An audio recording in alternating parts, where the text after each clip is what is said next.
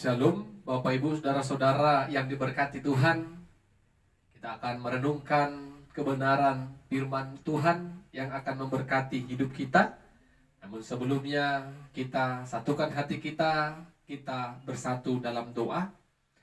Kami memuji kebesaran dan kemurahan Tuhan pada saat ini. Kami bersyukur kasih setia Tuhan tetap kami rasakan dalam kehidupan kami. Firman Tuhan yang akan kami perdengarkan dan dengarkan bersama-sama.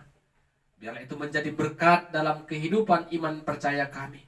Roh Kudus Tuhan senantiasa menolong kami untuk mengerti firman-Mu. Dalam nama Yesus kami berdoa dan bersyukur. Amin. Saudara-saudara, Bapak Ibu yang diberkati oleh Tuhan, firman Tuhan menyapa kita pada saat ini dari 2 Tawarik pasalnya yang ke-9. Ayat pertama sampai 8. 2 Tawarik pasalnya yang ke-9. Ayat pertama sampai 8. Demikianlah kebenaran firman Tuhan. Ketika Ratu negeri Sheba mendengar kabar tentang Salomo, maka dengan pasukan pengiring yang sangat besar dan dengan unta-unta yang membawa rempah-rempah, banyak emas dan batu permata yang mahal-mahal, datanglah ia ke Yerusalem hendak menguji Salomo dengan teka-teki. Setelah ia sampai kepada Salomo, dipercakapkannya lah segala yang ada dalam hatinya dengan dia. Dan Salomo menjawab segala pertanyaan ratu itu. Bagi Salomo tidak ada yang tersembunyi, yang tidak dapat dijawabnya untuk ratu itu. Ketika Ratu negeri Sheba melihat hikmat Salomo dan rumah yang telah didirikannya, makanan di mejanya, cara duduk pegawai-pegawainya, cara pelayan-pelayan melayani dan berpakaian, juru-juru minumnya dan pakaian mereka, dan korban bakaran yang biasa dipersembahkan di rumah Tuhan, maka tercenganglah ratu itu. Dan ia berkata kepada raja, "Benar juga kabar yang kudengar di negeriku tentang engkau dan tentang hikmatmu. Tetapi aku tidak percaya perkataan-perkataan mereka sampai aku datang dan melihatnya dengan mataku sendiri. Sungguh, setengah dari hikmatmu yang besar itu belum diberitahukan kepadaku. Engkau melebihi kabar yang kudengar. Berbahagialah orang-orangmu dan berbahagialah para pegawaimu ini yang selalu melayani engkau dan menyaksikan hikmatmu. Terpujilah Tuhan Allahmu yang telah berkenan kepadamu sedemikian, hingga ia mendudukkan engkau di atas tahtanya sebagai raja untuk Tuhan Allahmu. Karena Allahmu mengasihi orang Israel, maka ia menetapkan mereka untuk selama-lamanya dan menjadikan engkau raja atas mereka untuk melakukan keadilan dan kebenaran. Amin. Saudara-saudara, Bapak Ibu yang diberkati Tuhan, tema firman Tuhan bagi kita saat ini, hidup dalam hikmat Tuhan. Hidup dalam hikmat Tuhan. Secara umum, saudara-saudara, orang yang melakukan kebaikan atau sebaliknya orang yang melakukan kejahatan akan cepat tersebar luas kepada banyak orang. Baik itu orang-orang di sekitar kita, baik juga orang-orang yang jauh di sekitar kita. Apalagi di zaman canggih sekarang. Semua dapat begitu cepat segala informasi baik atau jahat diterima oleh orang banyak. Bapak Ibu saudara-saudara yang diberkati Tuhan, orang yang baik, orang yang melakukan kebaikan akan dikenal, akan didengar oleh setiap orang. Begitu juga dengan yang namanya melakukan kejahatan. Tetapi kita mau menjadi orang percaya yang dikenal, yang didengar bukan karena kejahatan yang kita lakukan, tetapi kebaikan yang kita kerjakan. Amin. Saudara-saudara, Bapak Ibu yang diberkati Tuhan, itulah yang kita akan dengarkan pada saat ini. Bagaimana Ratu dari Sheba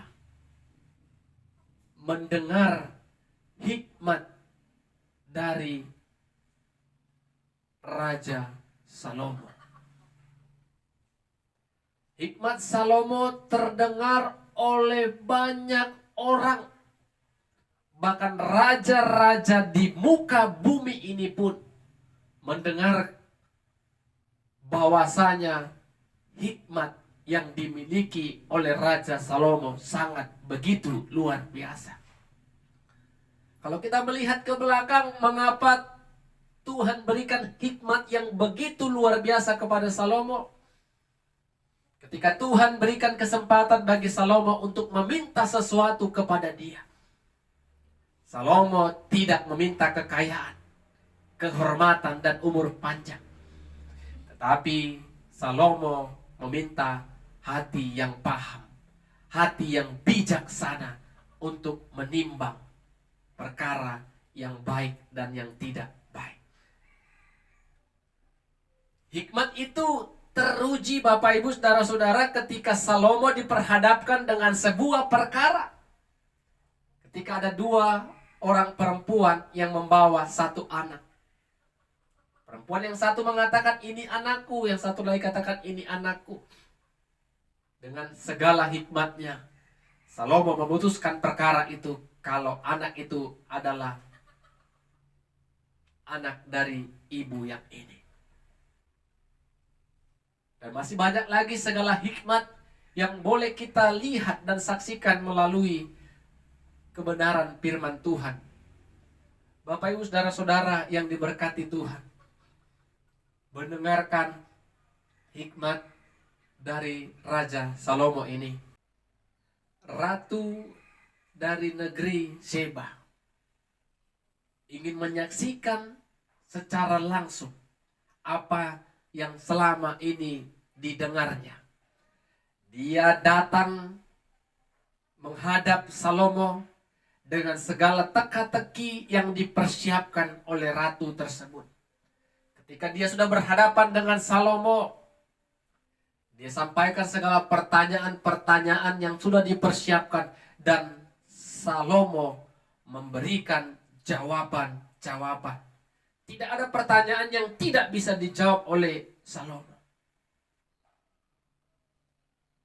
Dengan melihat itu, dengan melihat hikmat jawaban-jawaban yang diberikan oleh Salomo, di sanalah ratu dari negeri Sheba itu mengakui sesungguhnya Salomo itu sungguh memiliki hikmat dari Tuhan. Bukan hanya melalui jawaban perkataannya, tetapi melalui rumah yang didirikannya, melalui pelayan-pelayan, melalui pegawai-pegawainya yang bekerja bersama dengan dia. Sehingga ratu itu mengatakan, apa yang kulihat, apa yang kusaksikan pada saat ini, setengahnya pun belum aku dengarkan. Lebih dari yang kudengar telah kusaksikan, telah kulihat. Sehingga ratu dari negeri Sheba ini mengatakan, terpujilah nama Tuhan yang telah memilih engkau untuk memimpin umat Allah dengan keadilan dan kebenaran. Bapak Ibu lihat tadi bagaimana hikmat Salomo itu terdengar kemana-mana. Dan orang penasaran dan ingin menyaksikan hikmat yang dimiliki oleh Salomo itu. Sama seperti yang di awal saya katakan tadi. Ketika kita baik, benar, maka banyak orang yang akan penasaran dalam hidup kita. Dan biarlah kebaikan itu menjadi berkat, menjadi berita-berita yang indah. Melalui kebaikan, melalui perbuatan yang kita lakukan, orang tambah mengenal Kristus, mengasihi Tuhan. Lihat apa yang dikatakan Ratu dari negeri Seba ini. Terpujilah nama Allah. Iya, terpujilah Tuhan. Hikmat yang dimiliki oleh Salomo, Ratu dari Seba ini, katakan terpujilah nama Tuhan. Jadi Bapak Ibu Saudara-saudara, apa yang mau kita renungkan dari kebenaran firman Tuhan pada saat ini? Pertama, usahakan dalam kehidupan kita melakukan kebaikan, agar kebaikan yang kita lakukan, ketika kita melakukan kebaikan dari hal yang kecil, tidak usah kita yang memberitakan kepada orang lain. Orang lain akan tahu kebaikan yang kita kerjakan. Jangan kita melakukan kebaikan, kita perlihatkan, kita posting kepada banyak orang sehingga kita mendapatkan pujian. Jangan. Kebaikan yang kita lakukan, kerjakan dengan tulus. Dan kebaikan itu akan tersebar luar. Sampai orang-orang yang di luar sekitar kita mendengarkan. Dan mereka akan menyaksikan kebaikan yang kita lakukan itu benar, tulus atau tidak. Bapak Ibu Saudara-saudara yang diberkati oleh Tuhan, jangan kita orang percaya yang dikenal, yang dipandang karena kita melakukan kejahatan. Tapi biarlah kita dikenal menjadi pribadi murid Kristus yang senantiasa melakukan kebaikan, ingat kebaikannya dari hati, bukan karena ingin mendapatkan pujian. Ketika kebaikan kita lakukan dan kerjakan, maka katakan kepada Tuhan, terpujilah Engkau ya Tuhan. Yang kedua Bapak Ibu Saudara-saudara, Salomo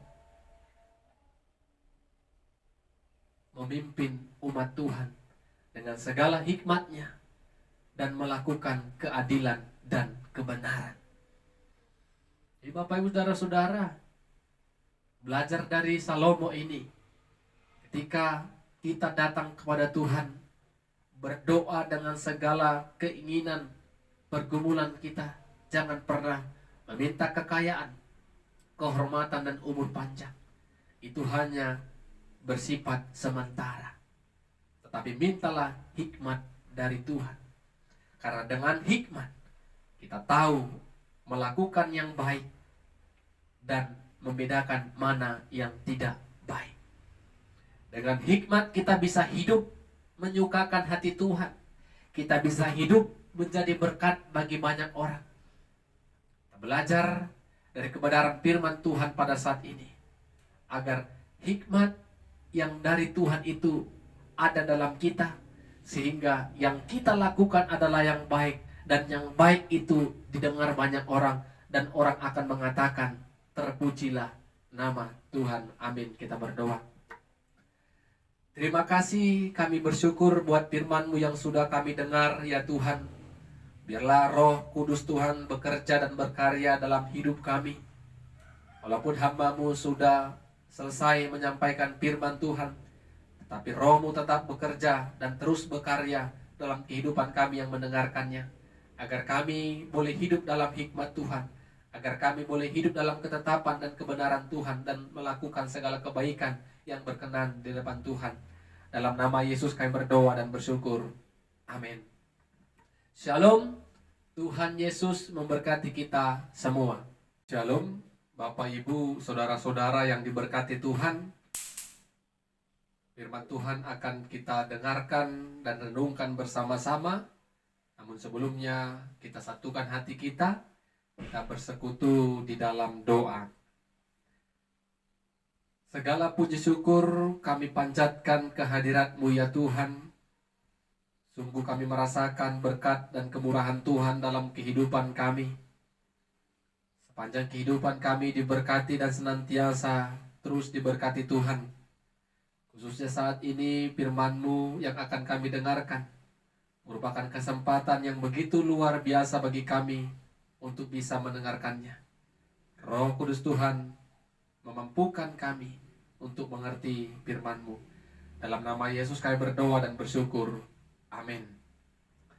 Saudara-saudara, ibu bapak yang diberkati oleh Tuhan, firman Tuhan menyapa kita pada saat ini dari Matius pasalnya yang ke-18 ayat 15 sampai 20. Matius 18 ayat 15 sampai 20. Kami akan bacakan firman Tuhan bagi kita. Demikianlah firman-Nya. Apabila saudaramu berbuat dosa, tegurlah dia di bawah 4 mata. Jika ia mendengarkan nasihatmu, engkau telah mendapatnya kembali. Jika ia tidak mendengarkan engkau, bawalah seorang atau 2 orang lagi, supaya atas keterangan 2 atau 3 orang saksi, perkara itu tidak disangsikan. Jika ia tidak mau mendengarkan mereka, sampaikanlah soalnya kepada jemaat. Dan jika ia tidak mau juga mendengarkan jemaat, pandanglah ia sebagai seorang yang tidak mengenal Allah atau sebagai seorang pemungut cukai. Aku berkata kepadamu, sesungguhnya apa yang kamu ikat di dunia ini akan terikat di surga, dan apa yang kamu lepaskan di dunia ini akan terlepas di surga. Dan lagi aku berkata kepadamu, jika 2 orang daripadamu di dunia ini sepakat meminta apapun juga, permintaan mereka itu akan dikabulkan oleh Bapakku yang di surga. Sebab di mana 2 atau 3 orang berkumpul dalam namaku, di situ aku ada di tengah-tengah mereka. Amin. Saudara-saudara, Bapak Ibu yang diberkati Tuhan, tema firman Tuhan bagi kita pada saat ini, menegur sesama dalam kasih. Menegur sesama dalam kasih. Sering kita menyaksikan, melihat orang lain mempermalukan, mengumumkan, atau menegur seseorang itu di tempat yang bisa dilihat oleh orang banyak. Contoh, status Facebook atau status Instagram atau cerita di WA atau cerita Facebook. Kita bisa saja menuliskan sesuatu yang jahat kepada orang lain agar kita bisa menegurnya. Tetapi ternyata ketika kita menegur mereka di depan umum, itu tidak menjadi jawaban solusi yang terbaik bagi orang yang salah. Malah akan semakin menjadi-jadi dan menaruh dendam kepada kita yang telah mempermalukannya pada banyak orang. Bapak Ibu Saudara-saudara, firman Tuhan mau berikan trik atau cara bagi kita bagaimana kita bisa menegur setiap orang yang melakukan kesalahan. Tuhan tawarkan cara yang pertama. Panggil dia secara 4 mata. Kita dengan orang yang salah kita panggil secara kekeluargaan, terlebih dengan kasih yang daripada Tuhan. Kita tegur dia. Tadi yang kau lakukan itu salah. Tadi yang kau lakukan itu tidak berkenan di hadapan Tuhan. Tadi yang kau lakukan itu telah menyakiti hati orang lain. Kita menegurnya dalam kasih 4 mata.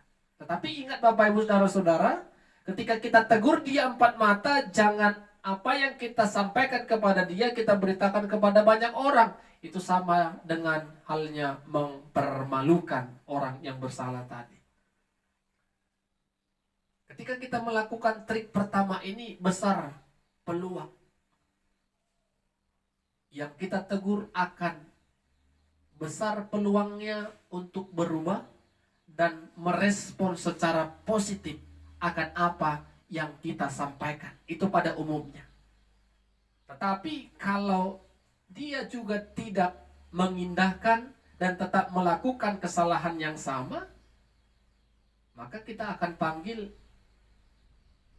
orang lain untuk menjadi saksi atas persoalan yang sedang kita bicarakan kepada orang yang salah tadi. Panggil 1-2 orang lagi.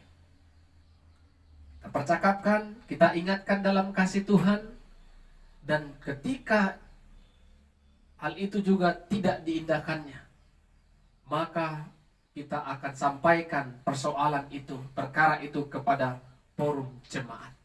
Dan kalau juga tidak diindahkannya, maka Tuhan katakan, anggap dia orang yang tidak mengenal Tuhan atau sebagai pemungut cukai. Karena sudah beberapa cara sudah dilakukan agar dia berubah, agar dia meninggalkan kesalahan, kejahatan yang dia lakukan. Tetapi ketika itu tetap dilakukannya, sudah dibawa ke forum jemaat, anggap dia tidak mengenal Allah. Saudara-saudara, Bapak Ibu yang diberkati Tuhan, tetapi pada umumnya ketika kita menegur orang yang bersalah, yang melakukan kejahatan, kita panggil dia dalam kasih Tuhan secara empat mata, besar sangat peluang untuk mengubahkan dia. Roh Tuhan yang mengubahkan dia, dan dia merasa ternyata aku dikasihi olehnya. Dia tidak mempermalukan aku di depan banyak orang. Ada kebahagiaan bagi orang yang kita teguh. Itu poin yang pertama dari firman Tuhan. Poin yang kedua, Bapak Ibu Saudara-saudara, Yesus juga katakan, ketika 1-2 orang yang sepakat meminta kepada Tuhan, Tuhan akan kabulkan dan berikan apa yang mereka doakan. Dan dilanjutkan, 2-3 orang yang bersekutu dalam dia, Tuhan ada bersama dengan mereka. Bapak Ibu Saudara-saudara, berdoa itu bukan harus banyak orang. Untuk apa kita berdoa banyak orang kalau orang yang berdoa itu tidak sepakat apa yang mau diminta? Kesepakatan, kesatuan, sehati, sepikir itu orang yang berdoa itu penting. Karena Tuhan melihat itu. Jadi kita contoh suami dan istri, orang tua berdoa bersama dalam rumah tangga. Kesepakatan, kesatuan, tujuan kita berdoa itu sangat penting. Apapun yang kita gumulkan, ketika kita sudah sepakat, Tuhan tadi katakan, Tuhan akan kabulkan, Tuhan akan berikan. Dan di dalam persekutuan juga, sering mengatakan banyak orang, nggak ramai ibadahnya, nggak banyak orang yang datang, jadi ada rasa malas dalam hidup kita untuk bersekutu. Jangan. 2-3 orang yang memanggil nama Tuhan dalam persekutuan apapun itu, Tuhan ada bersama dengan kita. Jadi Bapak Ibu Saudara-saudara, sudah salah orang yang mengatakan nggak enak kalau ibadah itu nggak rame. Apa kita mau ibadah itu melihat orang? Apakah kita tidak mau menyaksikan kehadiran Tuhan dalam hidup kita? Menyaksikan segala kebaikan Tuhan, merasakan segala anugerah dan kemurahan Tuhan. Tuhan janji tadi, ketika kita meminta, 1-2 orang sepakat, Tuhan berikan. Ketika kita panggil nama Tuhan, 2-3 orang, Tuhan ada.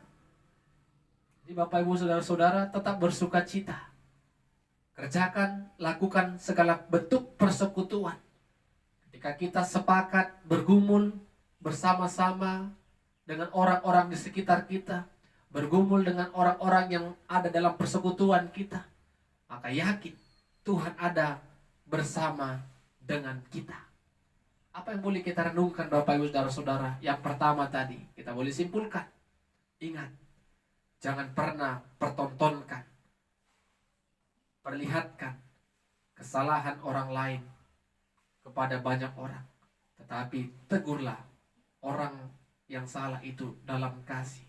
Kumpulkan dia dalam doa kita, sehingga kita tidak punya niat sedikit pun mempermalukan dia, tetapi kita rindu Allah mengubahkan dia untuk meninggalkan kesalahan yang dia lakukan. Yang kedua Bapak Ibu, kesepakatan, sehati sepikir itu sangat penting dalam sebuah doa. Sehingga kita sama-sama bergumul, Dan pergumulan itu boleh didengarkan oleh Tuhan. Dan yang paling penting, jangan pernah patah semangat ketika dalam ibadah, dalam kebaktian, dalam persekutuan tidak banyak orang yang hadir. Tuhan tadi katakan, 2-3 orang yang panggil namaku, yang berseru kepadaku, aku ada di tengah-tengah persekutuan itu. Tuhan Yesus menolong kita. Amin. Terima kasih buat firman-Mu ya Tuhan, yang mengajari kami untuk menegur dengan kasih, dengan tidak mempermalukan orang yang bersalah. Tapi dengan hikmat-Mu biarlah kami dapat memberikan nasihat, menegur orang yang bersalah sehingga mereka tidak lagi melakukan kesalahan dan hidup dalam kejahatan. Dan kami percaya kesehatian dan kesatuan itu yang Tuhan inginkan ketika kami boleh sama-sama bergumul, berdoa dalam setiap orang-orang yang ada di sekitar kami. Terkhusus Tuhan, kami bersyukur firman-Mu mengingatkan kami ketika kami sungguh-sungguh menyembah dan bersyukur kepada Tuhan dan memanggil nama Tuhan. Sesungguhnya Tuhan hadir dalam persekutuan kami. Roh Kudus Tuhan yang tetap memampukan kami untuk mengingat dan melakukan firman-Mu. Dalam nama Yesus kami berdoa dan bersyukur. Amin. Shalom. Tuhan Yesus memberkati kita semua. Shalom Bapak Ibu Saudara-saudara yang diberkati Tuhan.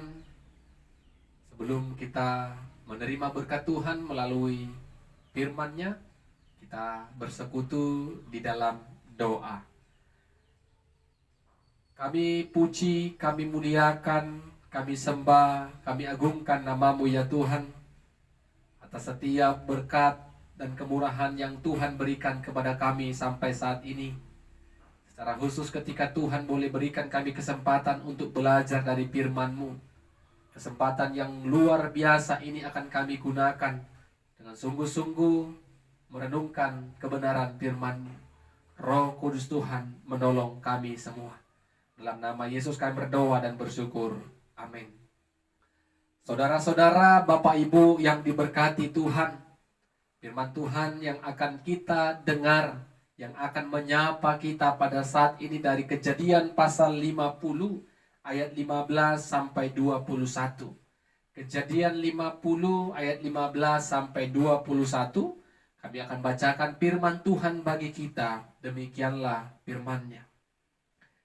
Ketika saudara-saudara Yusuf melihat bahwa ayah mereka telah mati, berkatalah mereka, boleh jadi Yusuf akan mendendam kita dan membalaskan sepenuhnya kepada kita segala kejahatan yang telah kita lakukan kepadanya. Sebab itu mereka menyuruh menyampaikan pesan ini kepada Yusuf.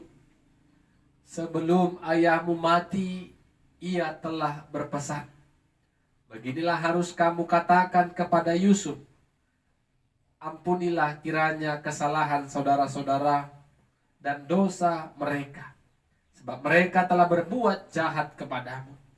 Maka sekarang ampunilah kiranya kesalahan yang dibuat hamba-hamba Allah ayahmu. Lalu menangislah Yusuf ketika orang berkata demikian kepadanya. Juga saudara-saudaranya datang sendiri dan sujud di depannya serta berkata, kami datang untuk menjadi budak. Tapi Yusuf berkata kepada mereka, janganlah takut sebab aku ini pengganti Allah. Memang kamu telah mereka-rekakan yang jahat terhadap aku, tetapi Allah telah mereka-rekakannya untuk kebaikan, dengan maksud melakukan seperti yang terjadi sekarang ini, yakni memelihara hidup suatu bangsa yang besar. Jadi janganlah takut, aku akan menanggung makananmu dan makan anak-anakmu juga. Demikianlah ia menghiburkan mereka dan menenangkan hati mereka dengan perkataannya. Amin. Saudara-saudara, Bapak Ibu yang diberkati oleh Tuhan, tema firman Tuhan bagi kita pada saat ini, kasih tidak pendendam. Kasih tidak pendendam. Saudara-saudara yang diberkati Tuhan, sering kita mendengarkan pernyataan atau perkataan orang, kejahatan harus dibalas dengan kejahatan. Perkataan ini adalah perkataan yang tidak berdasarkan kebenaran firman Tuhan. Walaupun orang percaya juga sering mengatakan hal demikian. Kejahatan harus dibalas dengan kejahatan. Tapi pada dasarnya perkataan ini adalah tidak sesuai dengan firman Tuhan. Perkataan ini hanya diucapkan oleh orang-orang yang tingkat emosionalnya sangatlah tinggi. Emosi yang tinggi membuat manusia itu hidup di dalam keberdosaan. Bapak Ibu saudara-saudara yang diberkati Tuhan, melalui firman Tuhan saat ini kita belajar bagaimana kasih yang nyata, kasih yang harus kita praktikkan di dalam kehidupan orang percaya di dalam sehari-hari. Kita melihat, mendengar bagaimana kisah Yusuf ketika ayah Yusuf mati dan ada ketakutan di dalam kehidupan saudara-saudara Yusuf. Apa ketakutannya? Mereka takut kalau Yusuf akan balas dendam atas kejahatan yang mereka lakukan kepada Yusuf. Karena apa? Karena Yusuf dijual ke tanah Mesir. Itu kejahatan yang sangat jahat yang pernah dilakukan oleh saudara-saudara Yusuf. Maka mereka katakan, Yusuf nanti balas dendam.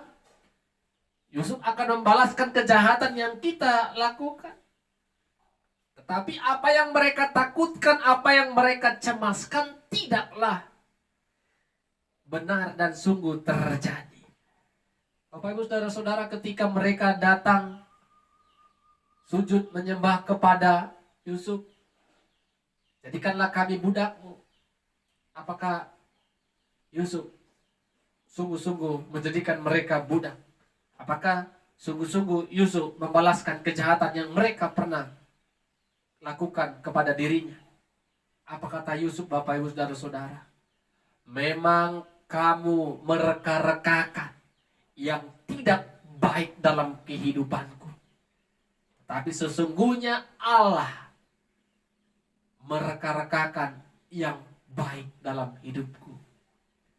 Jadi Bapak Ibu saudara-saudara, mungkin hal yang buruk yang dipikirkan oleh saudara-saudara Yusuf ketika Yusuf dijual.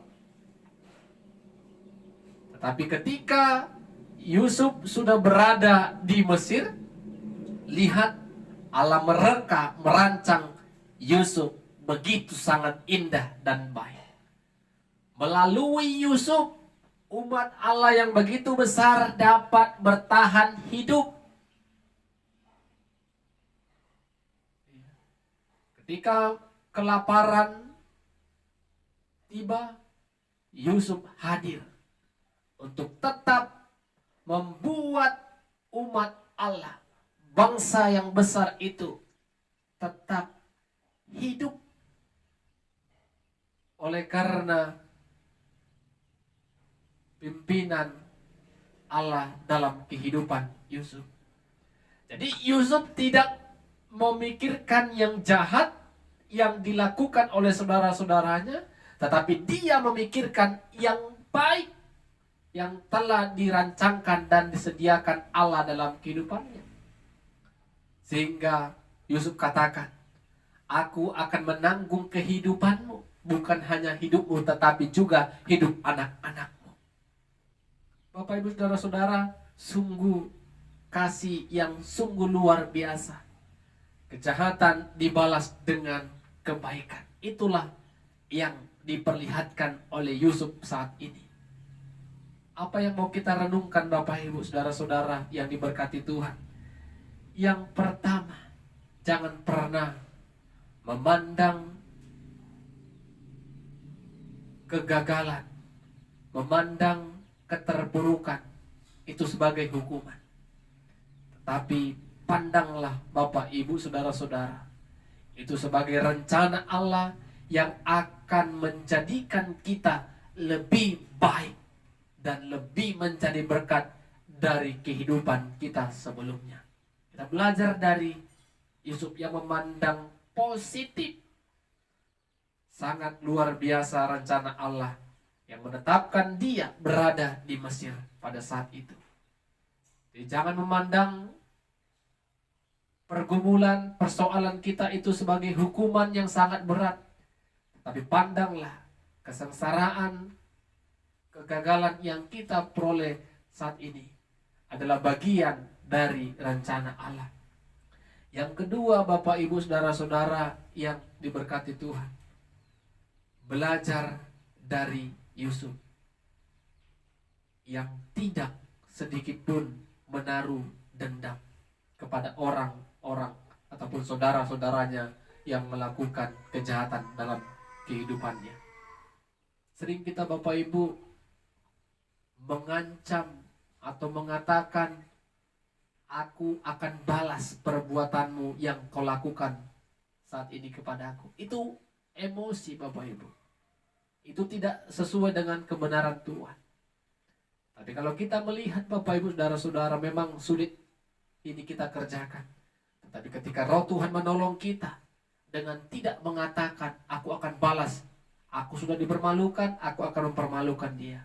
Aku telah disakiti, aku akan sakiti dia. Ketika Roh Tuhan menolong kita, maka perkataan itu tidak akan pernah kita ucapkan. Kita akan melihat sudut pandang yang positif dari apa yang kita rasakan saat ini. Dan yang ketiga, Bapak, Ibu, Saudara-saudara, Allah mengasihi kita dan menyelamatkan kita melalui Kristus Yesus. Allah mengampuni kita dan memberikan kita kesempatan untuk bisa hidup pulih dari keberdosaan, dari kesalahan yang kita lakukan. Kesempatan yang diberikan Allah kepada kita, pemulihan yang diberikan Allah kepada kita itu adalah anugerah yang terbesar yang boleh kita rasakan. Sama seperti yang dialami oleh saudara-saudara Yusuf. Begitu luar biasa kasih yang diperlihatkan oleh Yusuf. Kita juga harus melihat, Bapak, Ibu, Saudara-saudara, ketika kita datang kepada Tuhan, mengaku kejahatan, kesalahan yang kita lakukan kepada Tuhan, maka biarlah anugerah itu kita nikmati, anugerah itu kita syukur kepada Tuhan yang memberikannya kepada kita. Amin, kita berdoa. Terima kasih buat firman-Mu ya Tuhan, yang mengajarkan kami untuk hidup dalam kasih yang sesungguhnya, kasih yang tidak memiliki dendam kepada orang lain, yang menyakiti hati kami, yang telah merancangkan yang tidak baik dalam hidup kami. Kami belajar dari kisah Yusuf ini Tuhan, dia boleh menyatakan kebaikan walaupun saudara-saudaranya merancangkan yang jahat dalam hidupnya. Ajari kami juga Tuhan untuk tetap mengasihi Tuhan, sehingga kami boleh melihat ada keselamatan yang Tuhan berikan bagi kami dalam Kristus Yesus. Dalam nama Tuhan Yesus kami berdoa dan bersyukur. Amin. Shalom. Tuhan Yesus memberkati kita semua.